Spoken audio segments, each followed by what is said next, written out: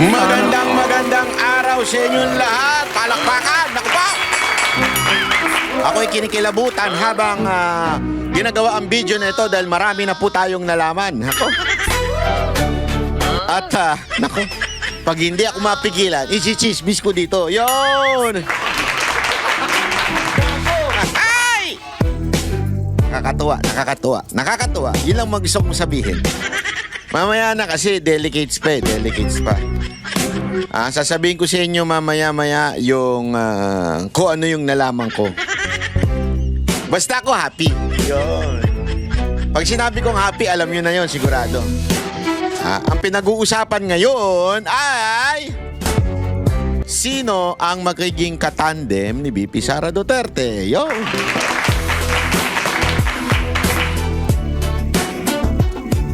Actually, parang ayoko nga mag-video ngayon kasi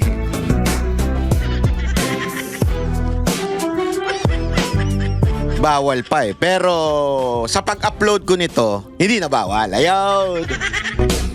Agad-agad. Sa pag-upload ko nito, agad-agad po nating ipapakita ang mga pangyayari. Ayun. Ay, naku, grabe. Banatbay. Ano ba yon? Ano ba yung chika na yan? Sandali, unya. Bitinin naman natin. Ano kayo, ha? Hindi pwedeng pasok kagad, tapos na. Hindi pwedeng gano'n. Ibig sabihin ng pasok yung, papasok mo yung kwento, tapos na yung kwento. Kayo talaga ang babastos nyo, ha? Gago! Ikikwento natin maya-maya. Siyempre, ngayon, alamin muna natin kung ano yung haka-haka ng mga tao, kung sino ang magiging Vice President ni VP Sara Duterte. Kasi merong mga nagsalita na, may kumadyot, merong sumundot, merong kung ano-anong sinabi. Pero tayo, nako! Ayoko sabihin. Unya. Nakanambewe, oo, banatbay. Hindi kasi ako, alam mo naman tayo, hindi tayo nagsasalita ng chismis. Yan ang isang bagay na maaasahan nyo kay Banatbay. Si Banatbay, hindi mahilig sa chismis yan. Talagang pag ako nagsalita at nagkwento sa inyo, sure shot yan. Sure shot kasi galit ako sa chismis dahil nung kapanahunan ko, ako yung binabinata pa, ay nakatanggap na tayo na napakaraming chismis sa buhay. At ayoko yung chinichismis tayo. Kaya hindi ko gawain ang maging chismosa. Pero dun lang tayo sa tingin ko ay maaaring mangyari. Ayan.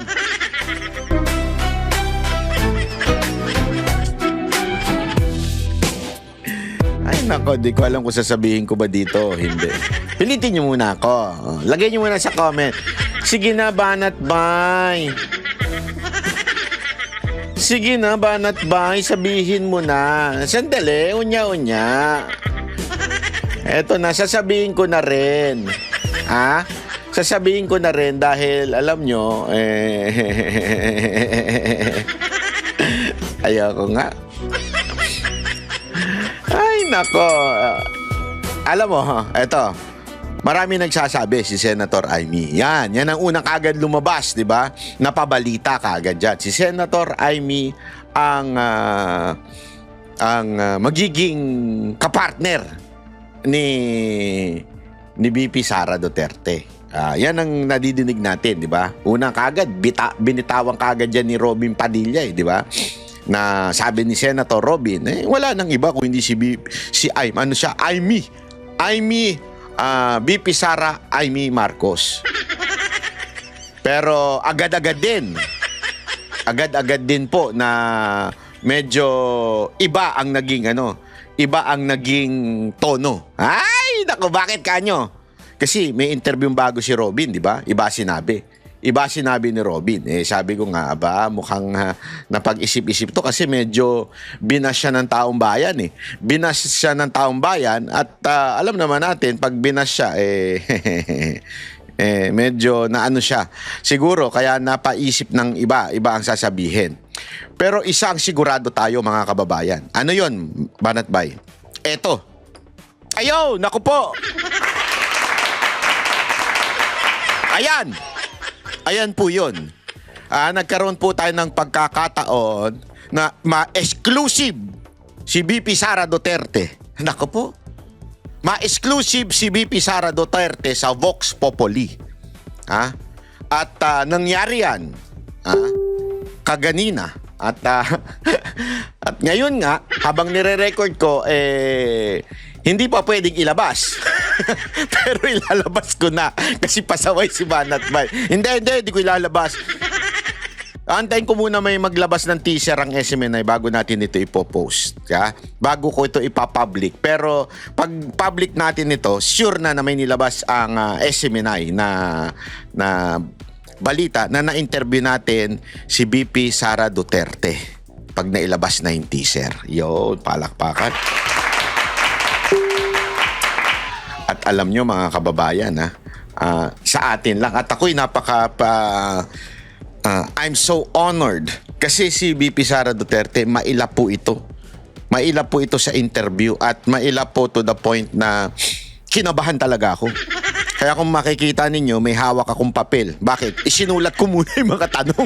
Hindi ko pinabasa sa kanya, syempre. Surprise attack. Pero sinulat ko kasi mamaya mag-stutter tayo. Alam mo naman, hindi naman tayo ganun bihasa mag-interview.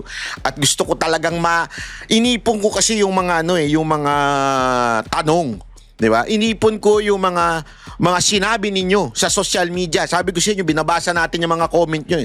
Inipon ko rin yung mga sinasabi ng iba pa. By the way, kasama po dyan si Boss Dada. Nandun siya sa kabila. Hindi nagkasya dun sa picture kasi masyado siyang malaki. Hindi.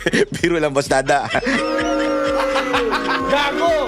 Hindi ko palang nakuha kasi yung picture na kasama si Boss Dada, kaya hindi ko na i-post. Pero kasama ko po dyan si Boss Dada na nagulat ako dahil tayo po ay nabigyan ng pagkakataon na interviewin. First and exclusive interview ni BP Sara Duterte after niya sabihin yung speech. Kauna-unahan, exclusive sa SMNI, Vox Populi. Banateros lang. Yon, panalo. At ikikwento ko ngayon sa inyo. Pero bago ko ikwento yan, pabitin muna tayo. Unya-unya. Tingnan muna natin yung mga gusto, yung mga pangalan na nag-iingay kung sino ang magiging katandem ni Vice President Sara Duterte. Okay? So, yan ang muna nating pag-uusapan ngayon. Kasi, alam nyo, kanina po, ito, sandali lang. Nasaan na ba yung interview? Ito. Ayan. Sino ang tandem? Ayan ang kailangan nating malaman, okay? Kasi merong mga naglalabasan eh. Ito muna, play na natin to. Sa pag-arangkada ng presidential bid ni VP Sara, nagsisimula na rin ang layag para sa mga posible niyang running mate. Ang tila nagpapataas ng kilay ngayon ang umuugong na Duterte Aquino tandem. Naku po! Yan ang agenda report ni Dexter Galide ng Abante. May alam ako pero di ko sasabihin. Mamaya-maya na. BP Sara Duterte, Bam Aquino. Naku. Bakit? Pero i-play muna natin yung news. Ako si Sara Duterte. And the search begins. Tatakbo. Kasunod ng deklarasyon. Grabe, no? The search begins. Ito, dito ka matatawa eh. Dito ka matatawa talaga na kaya sure shot si BP Sara Duterte. Hindi ang tinatanong sino makakalaban niya. Ang tinatanong sino ba kasama niyang mananalo. Hindi niyo ba napansin yun? Hindi kayo nagtataka? Mga nakaraang pag-amin ng mga tatakbong presidente. Di ba? Hindi naman ang tinatanong kung sino yung kasama mo. Baliwala nga yung vice president usually, di ba? Ang unang tanong dyan sino yung mga lalaban sa'yo? Sa katunayan,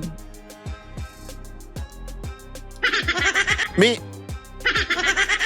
nagulat at taong bayan na lang ha. Alam niyo na pag sinabi kong taong bayan, alam niyo na ha. Tayo nagkakaintindihan ha pag taong bayan. Taong bayan. Ito ang ating taong bayan. I mean, ito ang boses ng taong bayan. Ito si BP Sara Duterte. Ang sabi ko nga, alam mo, sinabi ko sa kanya, ma'am, alam mo, ganda ng napili ninyo. ang ganda ng napili ninyong, sa tingin ko, ang magandang mapili ninyong kulay ay itim.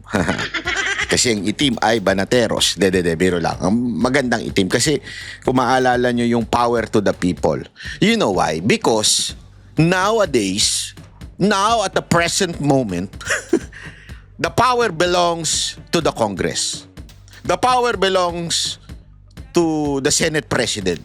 The power belongs to the President. Yeah? Ngayon, naghahari ang mga politiko. Kung ano sabihin nila, yan ang masusunod. Kung ano sabihin ni Remulla, yan ang masusunod. Kung ano sabihin ni John Vic, yan ang masusunod. Ganyan ang nangyayari sa bayan natin ngayon. Politiko ang boss. Politiko ang may kapangyarihan. May say sa buhay natin. Pero hindi yan ang konstitusyon. Ang konstitusyon, sinasabi na the power of the politicians and government official emanates from the people. So, ibig sabihin, the power belongs to the people o power to the people. Kaya ang tema tama-tama, ang itim. Diba? Kung maano nyo sa mga kasaysayan, yun dyan kalagay dyan. Power to the people. Kasi importanteng maunawaan natin yan. Na dapat ibalik ang kapangyarihan sa konstitusyon. Let the Constitution rule again in our country. Now, wala nang ganun Hindi na nangyayari yun Ngayon, the power belongs to the Dalo brothers. The John Vic and Boying Remulla. Yan ang totoo. They almost control the entire power of the government. And the Romualdez. Marcos, Romualdez, and the Remullas. Yan ang talagang nagko-control. Ngayon, let's give it back to the Constitution. And the Constitution says, the power emanates from the people. Kaya nga ang ganda ng black power to the people. Di ba? Ang ganda niyan. Agad-agad maglalabas tayo ng t-shirt at mamimigay tayo niyan. Sino may gusto, taas nyo lang kamay nyo, sulat nyo dyan. Ako, Banat Bay. Hindi, gagawa tayo ng mga tayo maglalabas tayo ng sariling pera natin. Maglalabas tayo ng sarili nating tatabi tayo ng pera at tayo ay sasama sa kampanya at mamimigay ng t-shirt. Di ba? Ngayon pa lang, simulan na natin ang pangangampanya para sa ating susunod na Pangulo. Bakit? Alam natin na mananalo si VP Sara Duterte. Huwag lang dayain. Sure tayo dyan. Kasi nga, to the point isipin nyo to mga kababayan, to the point na pinag-uusapan yung Vice President. Hindi pinag-uusapan kung sino yung kalaban niya. Dahil wala nang kwenta yung kalaban niya. Magmumukha lang tanga, mag-uubos lang ng pera, maaari. Or kukulimbatin na lang yung pera. Kaya nga, ang pinag-uusapan ngayon at ang mainit ay sino ang Vice President niya. Di ba? Na ating mamayang sasabihin ang, ayoko na. Baka pagalitan ako ngayon. Pero dahil mahal ko kayo, sasabihin ko yan, unya-unya. Unya. Tuloy mo na. Vice President Sara Duterte para sa kanyang presidential bid sa 2028. Ang tanong naman ngayon, sino ang kanyang magiging running mate? Sa mga nakalipas na dekada, madalas nagmumula sa Senado ang kandidato sa dalawang pinakamataas na posisyon sa gobyerno. Si Joseph Estrada, na naging Vice President ni Fidel Ramos. Si Gloria Arroyo, na Vice ni ERAP. At si Kabayan Noli de Castro, na VP ni Gloria. Pero sa most recent politics sa Pilipinas, mula sa lokal na pamahalaan ang mga naging Vice Presidente.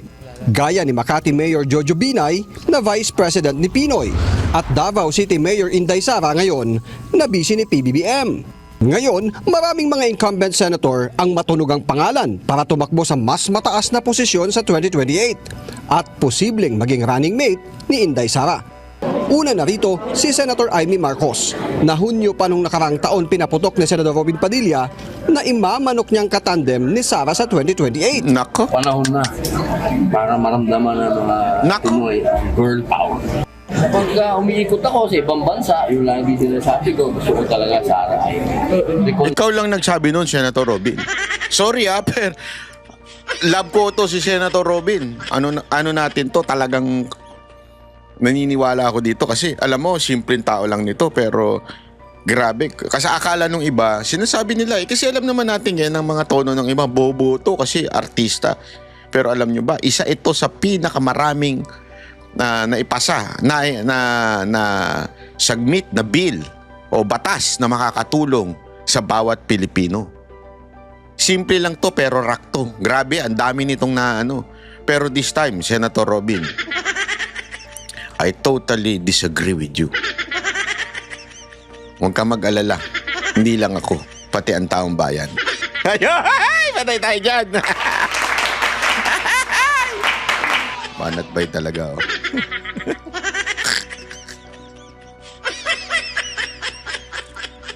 Hindi, totoo naman eh. Taong bayan ayaw talaga kay Amy. Wala na, basang-basa na. Sabi nga. Sabi nga. Hindi ko na sasabihin kung sino nagsabi. Nakadalawang Marcos na tayo eh. Parehong sablay. Hindi natatanggapin ang another Marcos. Yun! Gago! Tuwan-tuwa ako. Ewan ko ba kung bakit. Hindi ko sasabihin. Hindi, totoo naman eh. Di ba? Totoo. Totoo naman eh. Nakadalawang Marcos na tayo, parehong sablay. Gusto nyo ba magtatlo? Baka gusto nyo ba mag-apat? Hanggang matuto na kayo? Hindi, alam mo, sabi nga nila, pag nag-commit ka ng mistake, parte ng buhay yan eh. You commit a mistake, you correct your mistake. Pero if you commit a mistake, the same mistake, again and again, ay tangin na, stupidity na yun. Kaya siguro ang mga Pilipino, they will never vote because they don't want to be stupid. Ayaw maging tanga ng mga Pilipino. Tama na yung isa eh. Wala na nga, nagkamali na nga tayo, inulit pa natin. Di ba? At nagkamali na nga tayo, don't tell me, uulitin nyo pa rin ang pagboto sa isang Marcos. Hindi lang kayo tanga nun. Sagad sa katangahan na. Pag boboto pa ulit tayo ng isa pang Marcos. Kaya ako naniniwala, Senator Robin, wala na. Pero wag kayo mag-alala. Medyo kumabig naman siya. Nung nabash siya. Kasi walang biro, nabash siya eh. Nabash si Robin Padilla nung sinabi niyang Sara Amy, nabash po siya. Kaliwat kanan. At yung bashing hindi nanggaling sa Pinklawan, hindi nanggaling sa Dilaw, nanggaling mismo sa mga Duterte supporter. Kaya medyo yung pangalawa niyang interview, mamaya papakita natin, kumabig na ng konti. Jason ako.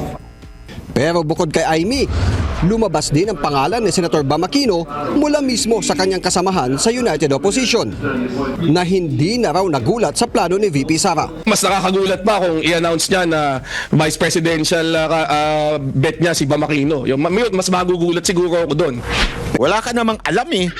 Talagang magugulating ka, wala ka namang alam. Alam mo, yung alam mo, pang sayo lang. Alam mo yung mga alam nito, mga Pinklawa na mga mga strategies, nandun lang sa balon nila eh. Yung sila lang ang nagkakaintindihan. Yung sila lang nagkakasundo. Nakakala nila madami na sila porket nakapag-rally sila.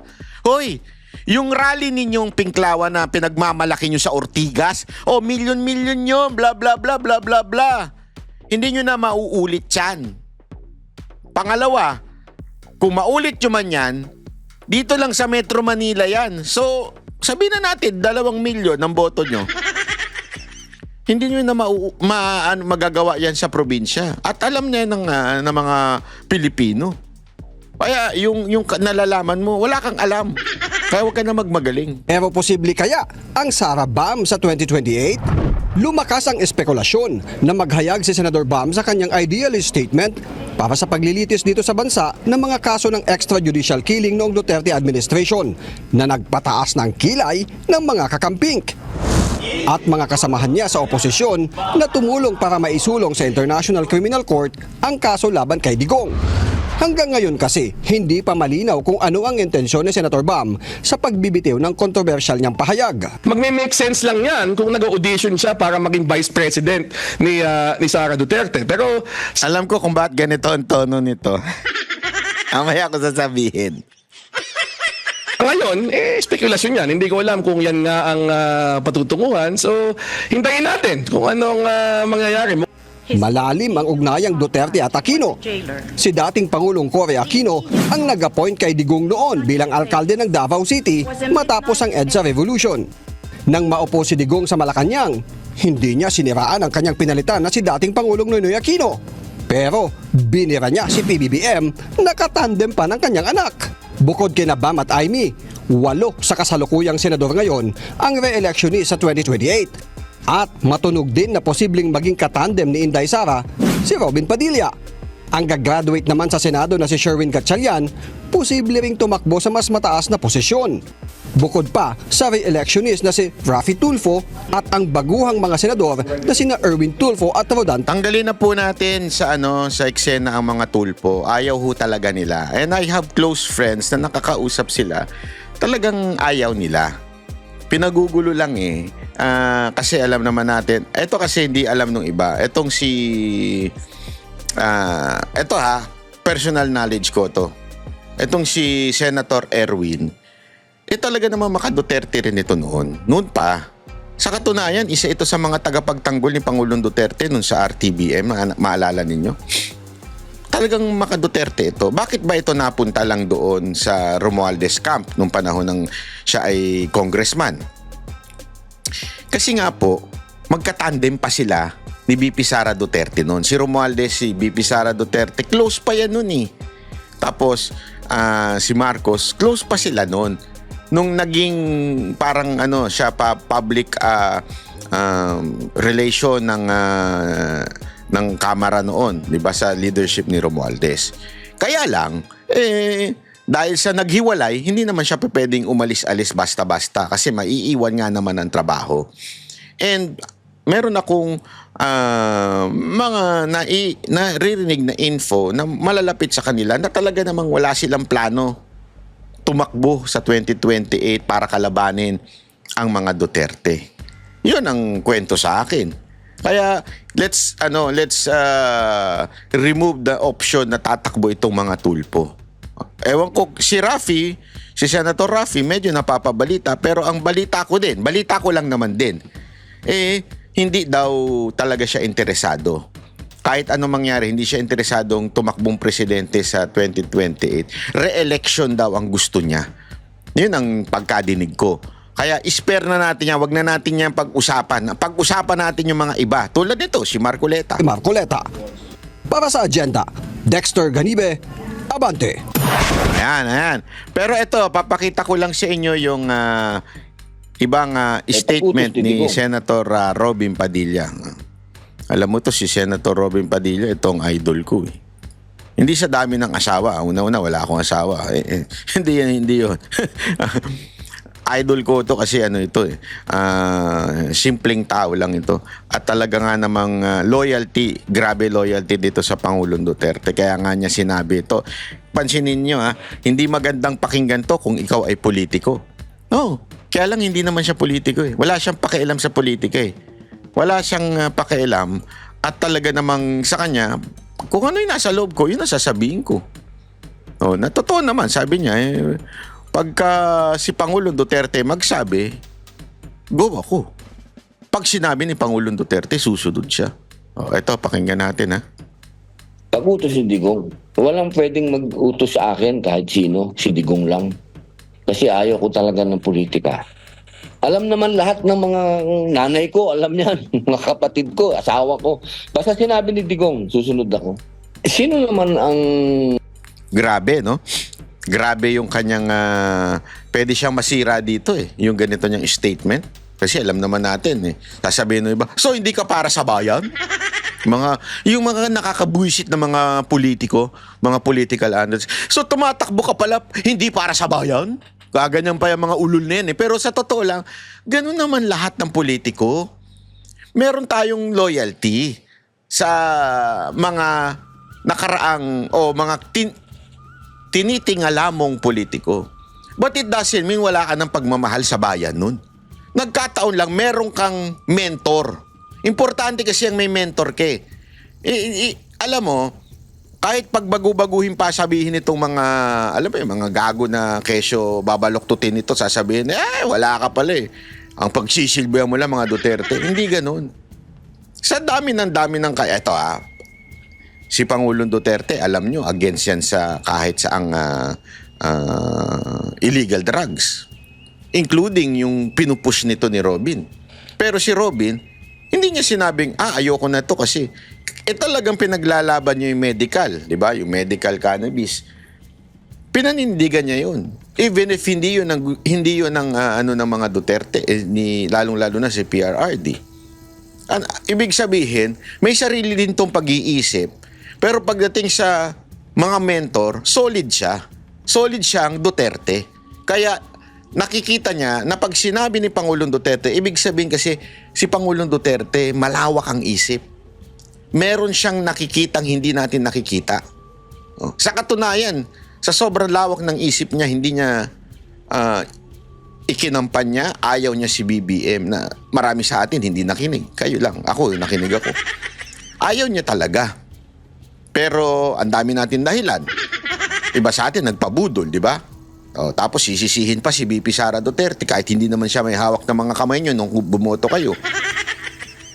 Kasi, eto ano na nga natin yan. Ako kasi naniniwala ako na hindi naman totaling kasalanan ni BP Sara Duterte bakit nanalo to si BBM. Yes, nanalo si BBM because of Sara Duterte. Pero, kayo ring bumoto. Kasi, iba yung sinasabi ni BP Sara Duterte, iba yung sinasabi ni Pangulong Duterte, sinunod nyo si BP Sara Duterte. Wala namang masama doon. Pero, the decision to whom kasusunod, nasa sayo. Ikaw ang may hawak ng ballpen nung ikaw ay magsishade na. Hindi si BP Sara Duterte, hindi si Pangulong Duterte. Sila nangampanya lang ng gusto nila. Sila nangampanya lang kung sino yung sa tingin nila. And nagkamali naman po si BP Sara Duterte, aminado naman po siya, pero gayunpaman, nasa kamay nyo pa rin. So ano ibig ko lang sabihin? Yung loyalty ni Robin Padilla kay Pangulong Duterte ay hindi naman ibig sabihin blind loyalty. It just happened na ito yung mentor niya. Mentor niya kung ba't siya tumakbo. Ito rin ang dahilan kung ba't siya tumakbong senador. Kasi nga nakikita ni Pangulong Duterte, iba mag-isip ito at hindi ito ordinaryong tao. Alam mo, ganyan si Pangulong Duterte. Kung alam nyo lang sana, hindi ko lang kasi I'm not authorized to tell you names. Alam mo nung bago mag 2025 na naghahanap ng senators ang PDP at si Pangulong Duterte na i-endorse 2025, hindi pa po siya nakakulong. Nagkaroon kami ng pagkakataon na magkantahan, magkaraoke doon sa bar nila sa restaurant. Actually hindi naman bar yun, resto bar yun na kantahan, di ba? Pinapakita ni Boss Dada yan yung video na yun. Talagang may mga time na nakaharap kasi ako. Ito siya, sa kaharap ako, harapan talaga kami. Bubulong yan. Banat. Ano sa tingin mo dito kay ganito? Para sa senador. Alam mo, nagugulat ako Kasi yung mga binabanggit niya, hindi ganun kapopular. Nagigets nyo? Hindi yung popular. Kaya nga niya tinatanong sa akin kasi inaalam niya kung sa social media ba popular itong tao na ba ito sa tingin mo may pag-asa ito sa social media. Ibig sabihin, si Pangulong Duterte, hindi siya nadadala kung ikaw ba ay sikat, ikaw ba ay nasa pamilya ng mga politiko, ikaw ba ay dahil malakas ka, hindi ganun. Basta sa kanya kung sino sa tingin niya maaaring makatulong, kung sino sa tingin niya ang pwede, sabihin niya talaga. Kaya nakakagulat. No wonder, ganito ang kinuha niya si Robin. Si Robin ayaw niyang tumakbo ever since. Pero dahil nga sa sinabihan siya ni Pangulong Duterte, ayun. Kaya nga ngayon, ito ang sinasabi niya. At good, dahil open siya. Open siya kung si Pangulong Duterte. Wala naman sigurong tao na hindi maliligayahan kapag tinutulak ka ng iba. Kasi ganyan din naman ang ginawa sa akin ni Digong. Hindi man ako kasi politiko talaga Si Digong lang naman talaga yung nagsabi sa akin na pumasok ka sa politika. Dahil ayoko talaga ng politika. Gusto ko lang sabihin sa mga kaibigan ko. Kaibigan ko kasi si Jimmy. Kaya ganyan yan, si Jimmy. Maraming salamat sa mga kaibigan ko na nagtutulak sa akin at sa paniniwala po ninyo. Pero siyempre, ang realidad niyan, meron niya ang sinusunod na, kumbaga, bago mapunta sa akin yan, siyempre, uunahin natin yung mga tunay na politiko na talaga. Una dyan ay si Manang Amy Marcos.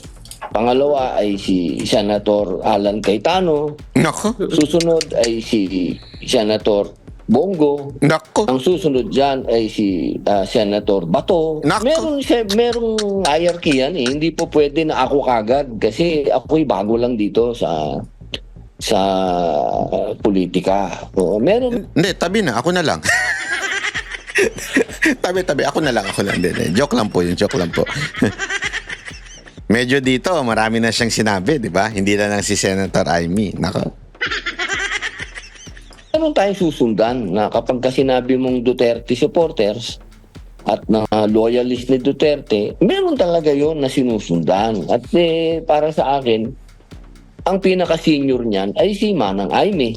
Dahil makikita naman natin nung nanalo si Digong, ang unang-unang sinasabi ni Digong, gusto niyang mag-unite ang mga Pilipino, kaya niya pinalibing si Marcos Sr., 'di ba, para matapos na ang hidwaan ng mga Ilocano at ng ibang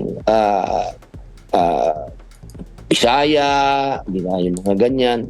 Yun ang mga ideal ni ni Digong. So ako sumusunod lang doon. Ako yung nagpapasalamat sa mga nagtutulak, siyempre. Maraming salamat po sa inyo. So, can we get a categorical answer, sir? So, if it comes to that point na dumaan sa lahat ng hierarchy at mauwi po at magkaroon ng clamor sa inyo, are you open to it, sir, for a Duterte-Padilla tandem for 2028? Pag-utos ni Digong. Walang pwedeng mag-utos sa akin kahit sino, si Digong lang. Kasi ayaw ko talaga ng politika. Alam naman lahat ng mga nanay ko, alam yan, mga kapatid ko. Ako din, asawa alam ko yan. Basta sinabi ni Digong, susunod ako. Kasi ano ko ito pinsan ko ito Tumahawig nga kami Talaga, sir. So, ganun kayo ka-obedient, sir. If sinabi po ni Pangulong Duterte, you will accede to it, sir? Yes, ma'am. Kasi kaya naman ako nandito, ma'am, dahil sa kanya. Sir, push it further, sir, ha? In case nga po talagang iutos sa inyo, are you ready for a higher position po? Paulit-ulit? Ulit-ulit? Kakasabi lang kakasagot lang Nanganak po tayong ready. Lalo na yan. Para sa akin, Vice President, hindi naman masyadong puro advocacy lang yan Parang ikaw ang spare tire, di ba? Kayang-kaya yan. At isa naman ako ang paniwala naman ng Duterte, isa ako doon. Ako ay kung ano ang, kasi para sa akin, ideology kasi ang Duterte Hindi naman yan personal lang Hindi yan si Digong. Napaka-importante niyan. Ideology. Hindi, ang Duterte kasi brand of politics. It's not the person. It's the entire, kaya nga pansinin nyo, the entire family is really different. Si Baste, si Pulong, si BP Sara, at siyempre si Pangulong Duterte. Tingnan nyo, sila lahat, number one, simple. Nakikita niyo yun sa dahig nga Nakwento nga sa amin Kwento ko na ba? Sige na nga. Ito lang naman, di naman siguro to sensitive. Kasi parang sinabi namin sa kanya ng ganito,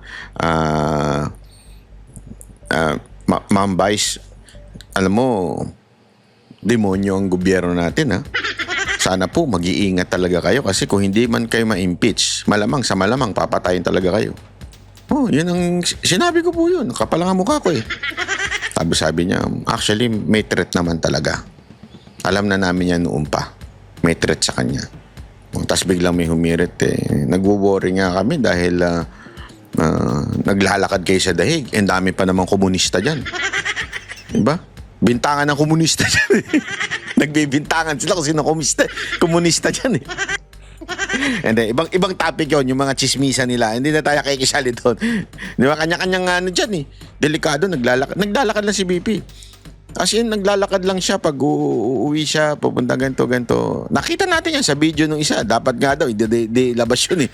Pero nakita natin yung video na yun na naglalakad. Eh, ang sabi niya kasi, alam mo, mahal kasi ng pamasahe. Alam, sabi ko sa loob-loob ko, ma'am, magbigay na lang ako ng pang-Uber nyo. Gusto. Hindi kasi, iniisip niya, ang mahal ng pamasahe ko, pamasahe ng kasama ko, papunta pa lang nung dahig. So, hanggang sa makakatipid kami't makakatipid, magtitipid. Ganun ang isang vice president. Vice president po ito, ha. Pwede naman niyang gamitin ng pera ng opisina kung sa totoo lang. Kung gago ka at kurap ka, pwede mo naman gamitin yung pera ng opisina. Hindi naman malalaman niya. Ikarga mo na lang yan sa papel. Karga mo sa printer. Mga ganyan eh. Maraming ganyang gago na politiko eh. Di ba? Pati yung pang iPhone 17 Pro Max na mga kabit nila, naka-line item yan sa sa opisina nung opisina niya. Di ba? O, ganun yun eh. Pero ito, napakasimple. Yun yung tinatawag na ideology ng brand ng Duterte. Simple. Si Basti, makikita mo, simple din. Di ba? Simpleng-simple lang sila. Alam mo, meron kasing merong ang haba. Alam mo, natuwa nga ako, grabe kasi after the interview, ang haba pa ng kwentuhan namin ni BP Sara. At nakakatawa kasi kinikwento niya talaga kung anong yung nangyari, bakit naudyok talaga siya tumakbo. At isa sa mga nasabi niya, yung mga tao, pag bumibili ko, kumakain ako sa mga sinasabihan talaga ako. Tapos, one time nga daw sa 7-Eleven, pagpasok niya, may security guard, sinabihan siya, ma'am, laban po tayo. Laban. Sabi nung security guard. Sa loob-loob ko. Vice President, pupunta ng 7-Eleven, para bumili, pwede naman niya iutos. Eh kasi nga po, ganun sila eh. Hindi sila yung feeling, alam mo yun, feeling mayaman na kailangan iutos lahat. Hindi ako tutong-tong dyan, pangadukha lang dyan, tsaka mga iskwami lang dyan. Hindi sila ganun. Diba? Siya ay talagang pumupunta. At yun nga, at because of that, because of that, kaya siya naengganyo. Sinabi naman niya sa speech eh. Because of mga tao nagsasabi sa kanya na tumakbo ka na, kailangan ka namin, ikaw ang mag-ayos ng bansa namin. Yan malinaw naman sinabi niya sa kanyang speech. At pinapaliwanag niya po yan sa interview bukas. Abangan. Wapa! Sa Vox Populi. Breaking news. Exclusive. Maniwala kayo sa akin. Kasi, yung mga tanong natin doon, nakakatakot, nakakanerbos. Nakakanerbis po, walang biro. Ninenervous ako habang binabasa ko kasi sinulat ko yun eh. Talagang sabi ko, tatanong ko ba to? Kilala nyo naman ako, mga kapatid, mga banateros. Pasmado rin ang bunganga ko eh. So meron talaga tayong mga tinanong na hindi maitatanong ng ibang media. Hindi kaya kasi takot eh. At saka kung hindi man takot basta yun malalaman ninyo sa Vox Populi. Sabado. Anong oras ba kami? 6:00. Abangan niyo yan. Exclusive. Exclusive.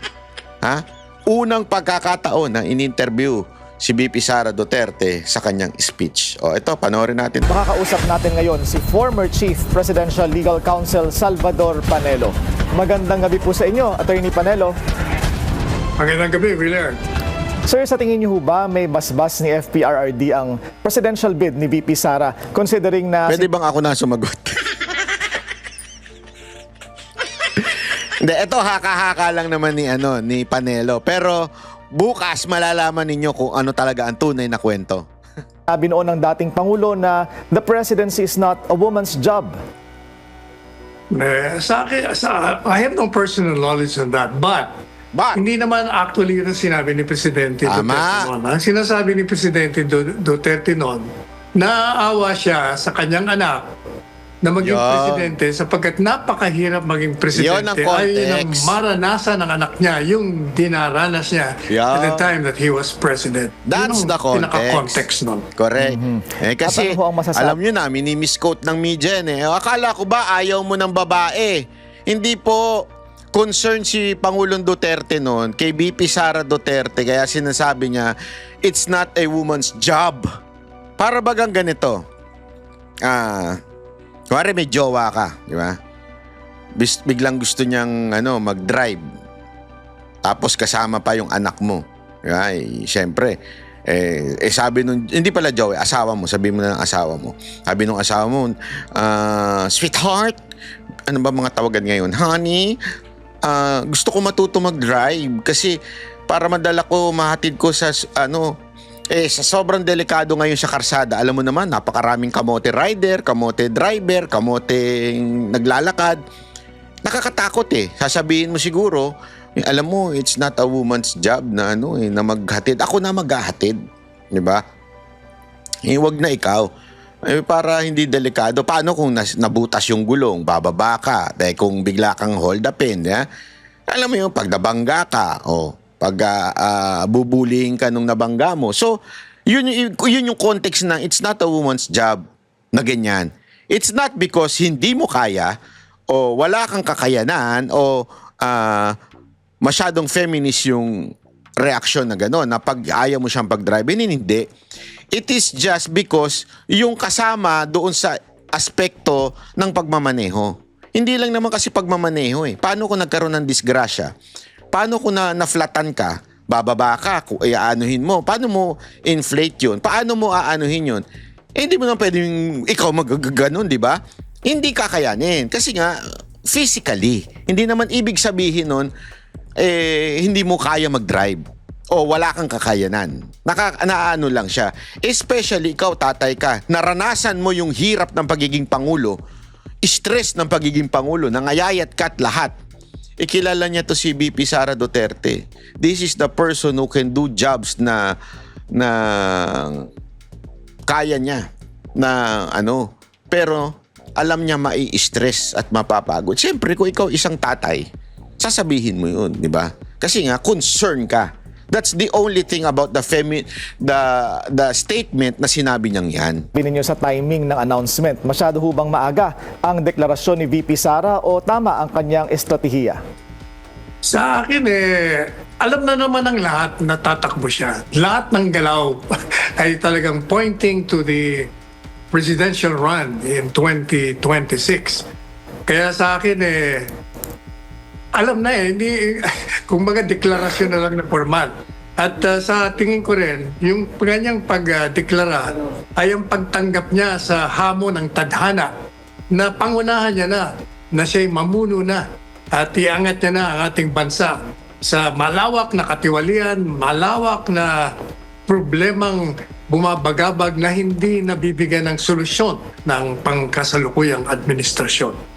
At expectedly, Attorney Sal, maraming lumulutang na pangalan, pero para sa inyo, sino ang dapat maging katandem ni VP Sara sa 2028? Dalawa lang ang nasa isip ko dyan. Sino? Kung hindi si Robin Padilla o si Bongo. Yon. Ano ho ang ma-achieve ni VP Sara kung either of the two ang kanyang pipiliin? Pareho malakas malakas pareho. Si Robin, nakita naman natin, nag-top notcher. Ganon din naman si Bongo. So wala kang mapagpilian sa dalawa, pareho malakas Talagang mananalo. Game over na yan pag yung dalawang yan, either or. Apat na ang inihaing impeachment complaints laban sa Vice Attorney Sal at tingin ng mga kritiko, paraan lang daw ang kandidatura ni VP Sara para takasan ang mga ito. Ano ang masasabi ninyo rito?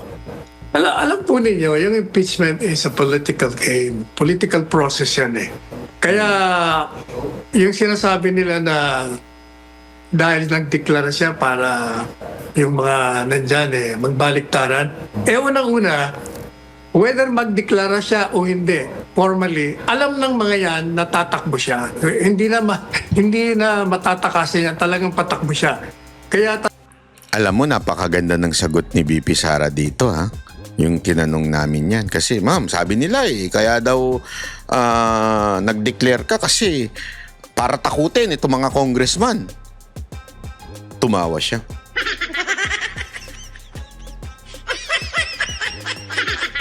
Umismile siya ng napakaganda. Napakaganda ni BP Sara Duterte sa personal. Nakakainis. Buti na lang, may asawa siya. Hindi, biro lang. Nag-smile siya ng ganyan. Tapos sagot niya ay, bukas ko na sabihin kasi makapangunahan ko naman yung ano. talagang maapektuhan yung impeachment. Makikita mo, kung ang mga pumayag dyan ay bumaba ang bilang ng pabor sa impeachment, ibig sabihin, nandyan na yung politika. Sinasalba na nila mga sarili nila. Pagdating din sa Senado, ganun din yan. Alam nila tatakbo yan eh. Kaya nakita natin yung nakarang halalan, yung mga kumontra sa mga Duterte nagbagsakan lahat. Kaya nandyan ang dati yan, whether she formally launched her candidacy or not, alam na nila na papunta lahat talaga mo. Ano ho ang prediction ninyo sa Ako, ito lang ang prediction ko. Ako kasi, di ba paulit-ulit naman sinabi ko na to sa unang vlog ko nung lumabas yung speech ni BP Sara Duterte. Paano mangyayaring matatakot ang congressman? Mas lalo nga nilang ipupush yung impeachment. Kasi whether you like it or not, tatakbo na to at sure win ito. Wag lang dayain talaga eh. Wag lang majikin ni chairman, ni Comelec Chairman Garcia. Wag lang niya majikin. Sigurado ko yung taas ng kanyang pagkapanalo, ay laki. More than itong nakaraang eleksyon. Kaya lang, alam nyo, yung sinasabi nilang tinatakot daw itong mga congressman, hindi nga eh. Mas maglalabas nga ng pera at magiging desperado ang Malacanang dahil ito ang way para mapigilan siya na maging presidente. Impeachment. So they would do everything with all their power, money, and gold. Gago! Kasi balita namin kaya daw na tumindi ang ng gold sa atin kasi yung mga kurap bumili na ng gold. Hindi kasi alam mo yung isang gold, yung isang tipak ng gold na 1 milyon, ganito lang kaliit. Ganyan lang, yung pure 1 milyon yan. More or less 100 grams. Di ba? 1 milyon na yun. Tama ba 100 grams? Oo, 100 grams. 1 milyon na yun. Ganyan lang kaliit. Tapos, siyempre, yan ang way of laundering money. Pagka bumili ka ng, hindi matitrace yan. Pag pera kasi, inipon mo lang sa bahay mo, bababa. Inflation kasi, bababa yung presyo niyan. Bababa yung, not presyo, value. So, ang the best niyan bumili ng gold. Kaya marami daw bumili ng gold ng mga kurap eh. Totoo yan, hindi ako nagbibiro. Kaya pansin nyo, bilang tumaas ang presyo ng gold, biglaan. Bakit? Hindi naman dahil sa it's a world market. Pero, gayon pa man, marami talagang bumibili ng gold ngayon. Dadagdagan na natin. Diba? Tayong mga kurap na Pilipino. Ang dami pa naman kurap na Pilipino na sa kamera. Tuloy. hinat na nitong impeachment complaints, Attorney Sal? Sa tingin ko, maaaring makalusot ang impeachment, pero sa Senado, bagsak yan. Tumungo naman tayo, Attorney Sal, sa ICC. Wala hong balak dumalo si FPRRD sa confirmation of charges hearing. Ayan. Ano ang Diyan na asa? lang po muna tayo. Basta sa topic lang tayo. Let's stick to the topic. Ito naman. Ito, may isa pang suggestion. Ay, nako. Ito. Nag-meeting na tayo with PMS, PSG, DPWH kasi sila yung lead. Sila yung lead agency. Ang pinakasadya kasi dito yung Oplan kontra Baha. Pero yung desisyon, wag na siyang hintayin to launch it. Kasi the reason why dumating na yung mga equipment nung Monday is magamit na siya. So noong Tuesday, nagtrabaho na. Ayan. So naging Mamaya ko na sasabihin. Iba, play muna natin to kasi may iba pa ako sasabihin eh. Ay, nako. Ito. It's no secret that Vice President Sara Duterte is a strong contender, well, at least based on surveys and some of the analysis of experts. But the next question there is, what would it take to beat Sara Duterte in 2028 for the presidency? There are now talks of an alliance possibly forming between the administration, the Marcos administration, and the traditional opposition. There's even that meeting set to take place this weekend between the president and former VP Leni, although they did say, Yusek Castro clarified, walang usapan dyan ng alliance. It's only about the Kontrabaha program. But how are you reading that possible alliance there? When you speak of surveys, Pawi, you have to understand that Sara is getting about 30% of the respondents, 30%, and there's still 70% out there who they don't like Sara Duterte. So this is the point. I think the best strategy to defeat Sara is to unify.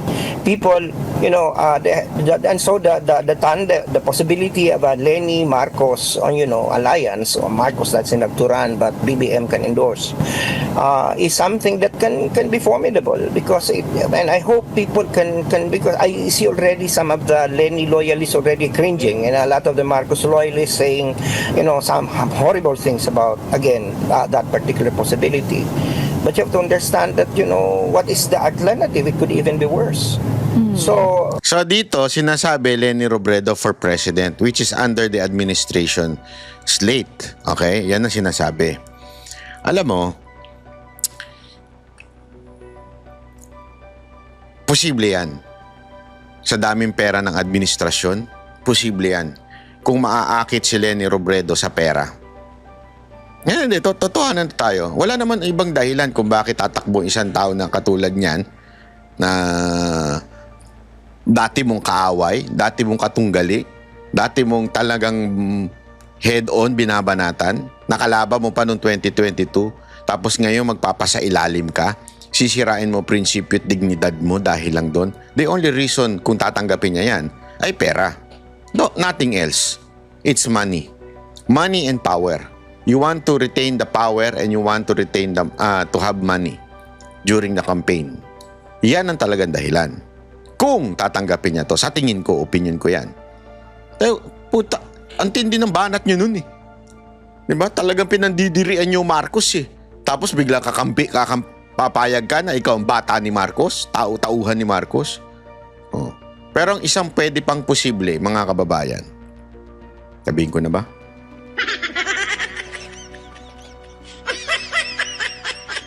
Para sa akin kung may dignidad pa ito natitira to si Leni Robredo, ang posible, alam mo ko sino?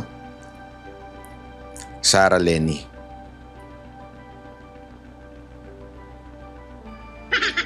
Maraming salamat po. Thank you very much. Pabitin ka, animal ka. Hindi, alam mo kung bakit?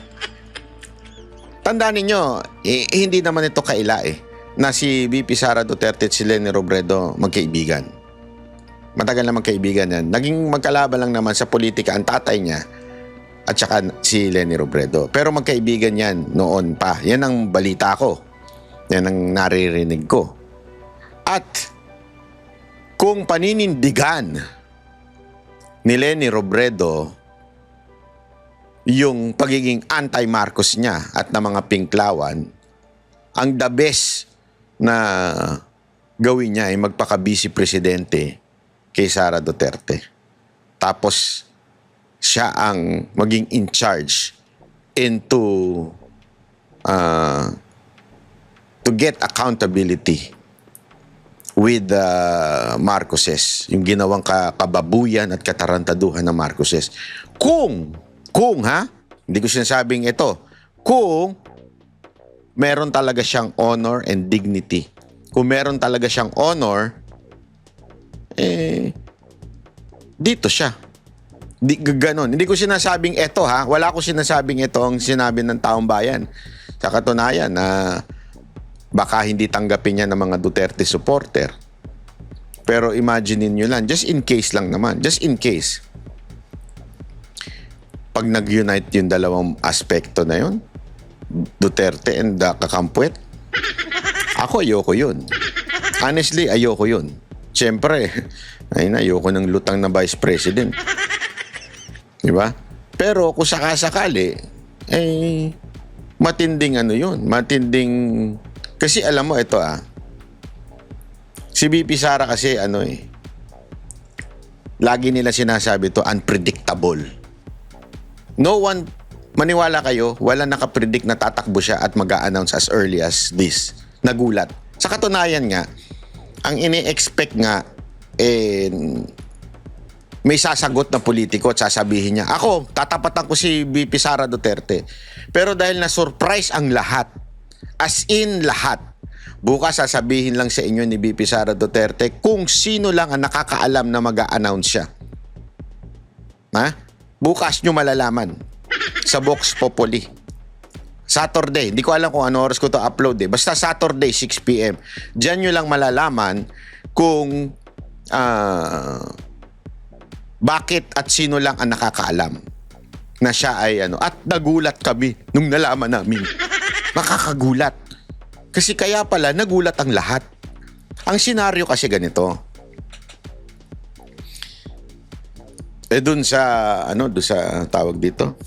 Doon sa OBP nagpatawag ng press con. So may table, may press con. Di ba? May press con tapos nandun yung OBP flag and logo. Tapos biglaan pinatanggal ni BP Sara Duterte. Lahat, yung table, gusto lang niya yung pulpit o yung tapos pinatanggal din niya yung flag at saka yung flag ng OBP at saka logo ng OBP. Kasi hindi daw ito nandun na yung media. Kwento sa amin to, mga namin doon, mga kaibigan natin yung media doon. Nagulat daw yung media. Nagbulungan. Hala, magre-resign na si BP Sara Duterte. Nagulat sila. Yun ang talagang akala nila, magre-resign. Naka-ready na daw yung BP Sara resign. Sabihin yung meme na ilalabas nila, yung breaking news na BP Sara resign. Kasi nga, pinatanggal lahat. Tapos, nakaitim siya, lumabas siyang nakaitim. Nakikita na, malayo pala, nakikita na nakaitim siya. So, marami ng media ang medyo nawindang noon time na yun.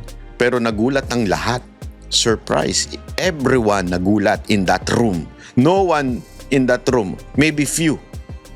As in, literally few. Ang nakakaalam na mag-a-announce siya ng ganun. Ganun katindi. Unpredictable si BP Sara Duterte. Ganun siya kalupit. You cannot read her minds. You cannot read her... hindi pala mind. Ewan ko, basta her mind. Her brains pala. Marami kasi, dalawa yun, di ba? Kaliwat kanan. Hindi mo mababasa talaga yung utak ni BP Sara. Ganun siya kagaling. Nagugulat ang lahat. Kaya nga, ako, naisip ko, posible itong Leni Robredo. Posible. Posible para sa akin. Yan ang aking konklusyon ngayong araw na ito. Posibleng si Leni ang Vice President ni BP Sara Duterte. Ito'y hula ko lang naman. Okay? At gusto nyong malaman ang buong kwento kung bakit ito ang hula ko? Panoorin nyo yung Vox Populi. Malalaman ninyo. Ito'y hula ko Hindi ko po sinabi ni BP Sara Duterte ito Hula ko ito. Bukas malalaman ninyo kung bakit ito ang hula ko. O mamayang gabi. Depende kung ano oras ko ito i-upload. Saturday 6 p.m. Vox Populi. Baka nga hindi pa ma-upload. Baka ma-upload to after na ng Vox Populi. Pero sigurado may follow-up tayo dito sa video na ito. Okay? Okay, maraming salamat po. Ako po si Banat Bay.